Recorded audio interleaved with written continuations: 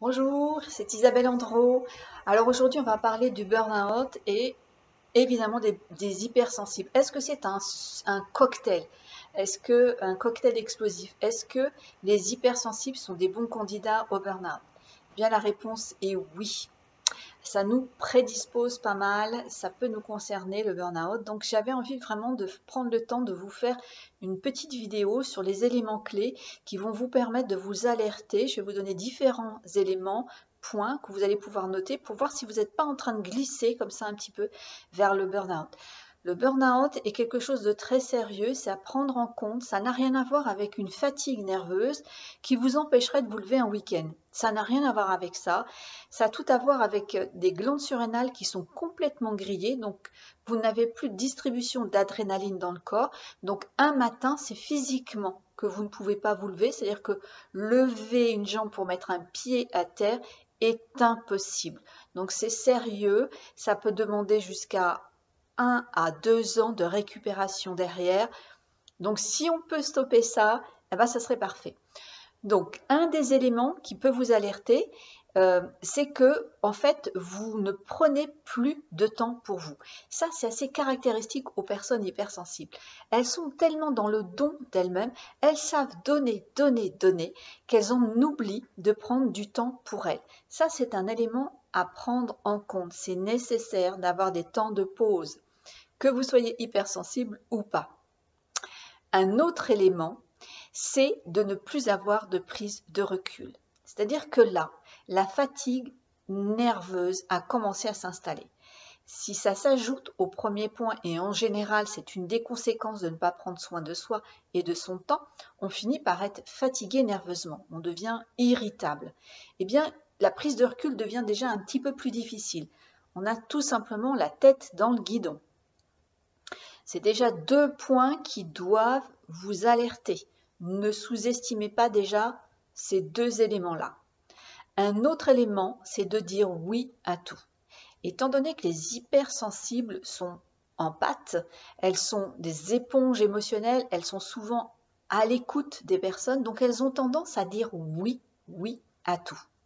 Ça aussi, c'est dangereux. C'est d'ailleurs pour ça qu'elles ne prennent plus de temps pour elles, qu'elles ne prennent plus soin de leurs besoins et que la fatigue nerveuse, encore une fois, va s'installer. Donc, prenez en compte qu'il faut savoir poser des limites et que de temps en temps, il y a des stops à faire. Il y a également un vocabulaire qui est très présent chez la personne qui se prédispose au burn-out. C'est la personne qui facilement dit « t'inquiète, je gère ». Quand vous commencez à sortir cette phrase à tout bout de champ ou que vous connaissez quelqu'un qui s'exprime souvent comme ça, qui dit tout le temps « t'inquiète pas, je gère », attention.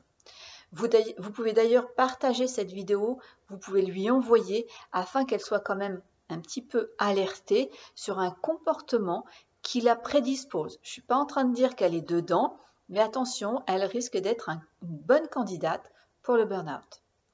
Donc, un vocabulaire qui dit je gère tout, attention, c'est une petite sonnerie d'alarme à prendre en compte. Il y a le fait aussi de vouloir tout contrôler. Ça fait référence. Alors, l'autre élément que je vais vous donner aussi tout à l'heure, après celui-ci, fait référence au fait d'être consciencieuse. Les personnes hypersensibles ont vraiment cette qualité d'être consciencieuses, sauf que ça peut arriver qu'on en ait le défaut de cette qualité, c'est-à-dire qu'on devient perfectionniste. Et là, on ne sait plus déléguer. On a besoin d'être sur tous les fronts, de vérifier tout, les projets, les actes de chacun des proches. Ça peut être professionnel ou familial ou parental, hein, le burn-out, il peut aller dans ces sphères-là. Et donc, voilà, la personne, c'est peut-être ce qui vous concerne en ce moment, vous avez besoin de tout contrôler. Vous avez une incapacité à déléguer les choses. Attention, attention, ça vous prédispose au burn-out. En plus de tous les éléments que je vous ai donnés, là, il y a un sacré cocktail quand même. Le dernier point, c'est que l'on veut être parfait. Donc là, c'est en lien avec si on veut être parfait, ben on cherche à tout contrôler. Et quand on veut être parfait aussi, c'est en rapport avec un aspect consciencieux qui est vraiment présent chez nous et qui nous amène vers ce perfectionnisme, mais là à outrance, et qui lui devient dangereux parce que en plus, non seulement il nous amène à avoir des stratégies ou des agissements qui vont être à l'encontre du respect de nous-mêmes. Mais ça peut être aussi un perfectionnisme paralysant, c'est-à-dire qui nous bloque là par contre, et là qui peut nous installer dans la procrastination. Mais là, je parle plutôt du versant où on est dans le faire, faire, faire sans arrêt.